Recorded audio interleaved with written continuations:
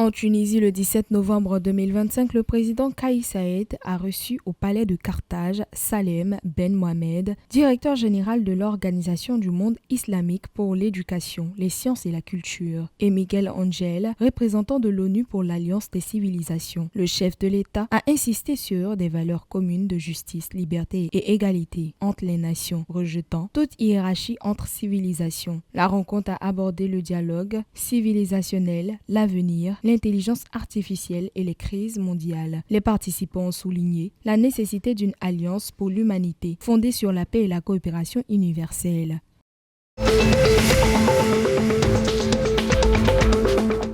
En Algérie, la ligne minière ouest ralliant Béchar à Tindouf et à la mine Gara, Djebilé a franchi une étape décisive avec l'achèvement du grand pont d'Oued Ed Douara, long de 4111 mètres. Cette prouesse d'ingénierie permettra de sécuriser le transport du minerai de fer dans le Sahara. Le projet, qui s'étend à près de 950 km, vise à dynamiser l'économie du sud-ouest, renforcer les capacités exportatrices et faciliter l'industrialisation régionale. Les travaux se poursuivent désormais sur les autres tronçons de la ligne ferroviaire.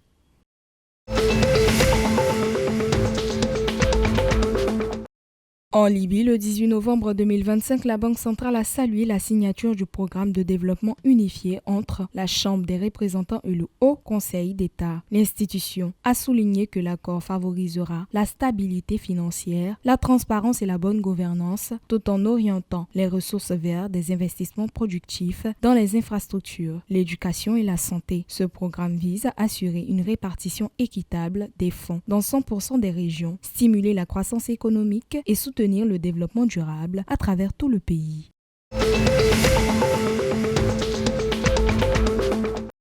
Le 18 novembre 2025, en Mauritanie, la commission des finances de l'Assemblée nationale présidée par Ali Mahmoudou Khan a examiné le budget du ministère de l'élevage pour 2026 présenté par le ministre Sid Ahmed Ould. Le budget s'élève à 1 999 254 537 yugiya et vise à renforcer la production animale, moderniser les infrastructures vétérinaires et soutenir les éleveurs. Ces investissements contribueront à améliorer la sécurité alimentaire et dynamiser l'économie rurale.